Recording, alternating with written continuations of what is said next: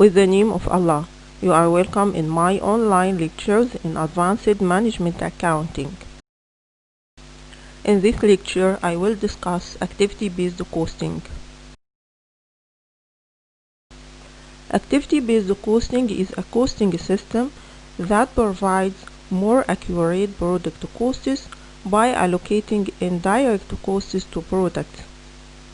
You must notice that activity-based costing is used for allocating indirect cost to products. The need for activity-based costing. Number one, the percentage of indirect costs is significant and increasing. Number two, highly complex environments. Number three, resources are shared by many products. In activity-based costing, there are three important concepts. The first one is cost object. A cost object is any item such as product, customer, department, project, activity, and so on, for which costs are measured and assigned. For example, a computer is a cost object when you are determining the cost to produce a computer. The second concept in activity-based costing is activity. An activity is a basic unit of work performed within an organization. For example, setting up equipment, moving materials, maintaining equipment, designing products, etc.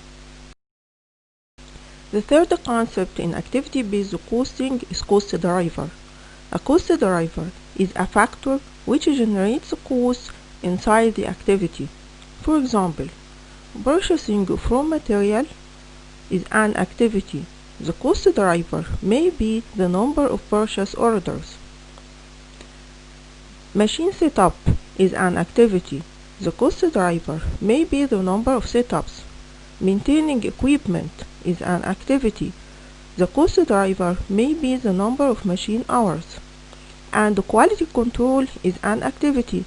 The cost driver may be the number of quality control inspections. To use activity-based costing in pricing decisions, there are 5 steps. First step to determine cost per unit, and the last step to determine the price of each product. Number 1, identify the activities. Number 2, identify the cost driver associated with each activity. Number 3, calculate activity rate. Number 4, assign costs to products. Number 5, determine the price of each product. Let us continue example 3. Berling Company produces 2 telephones, a cordless and a regular model. The company has the following data. Prime costs 78,000 for cordless and 738,000 for regular.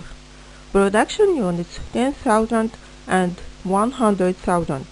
Direct labor hours 10,000 and 90,000. The total are 100,000 hours. Overhead costs 360,000. The company wants to apply activity-based costing, so it collected the following data. The company collected data about activities, activity cost, activity level, that divided between cordless and regular. The total activity costs are 360,000. The company pricing policy is setting a price at cost plus a 20% markup. Required number 2, using the activity-based costing method, determines the cost of products. Number 3, determines the price of each product. To solve this example, the first step is calculating activity rate. Activity rate for setup equal activity cost divided by total activity levels equal 120,000 divided by 30 equal 4,000.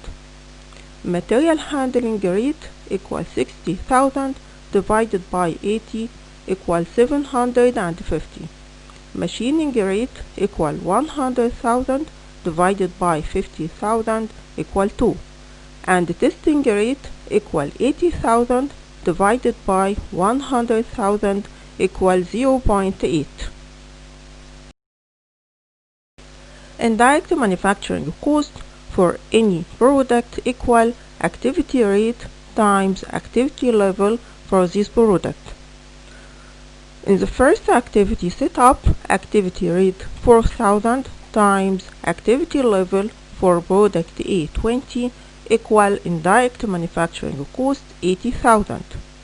For product B, activity rate 4,000 times 10 equal 40,000.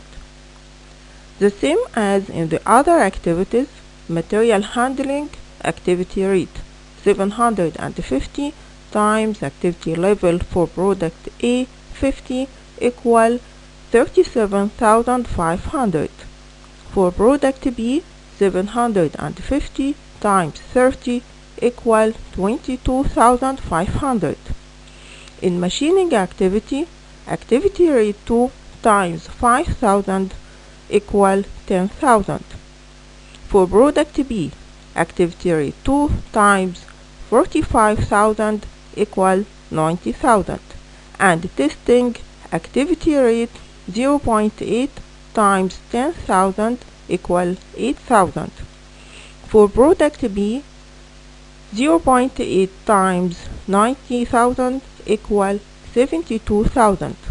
The total indirect manufacturing cost for product A 135,500 and 224,500 for product B, plus prime cost for product A 78,000 and for product B 738,000 equal total cost 213,500 for product A and 962,500 for product B, divided by production units 10,000 for product A and 100,000 for product B. The cost per unit for product A 21.35 and for product B 9.625 plus 25% markup component for product A 4.27 and for product B 1.925. Selling price equal cost per unit plus markup component. That's mean for product A 21.35 plus 4.27 equal selling price 25.62. The same as for product B, so the selling price for product B equal 11.55. You can notice that cost per unit using traditional method for the first product is 11.40 and using activity-based costing is 21.35. You can notice that cost per unit using traditional method is less than the fact. That means selling price will be less than the fact and the company will lose profits with no reason.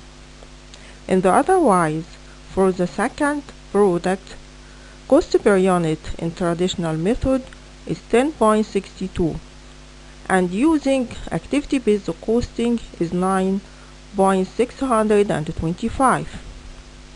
That means the selling price for this product in the traditional method will be greater than the fact. That means there is no demand on this product and the company will lose profit. Thank you for listening. Goodbye.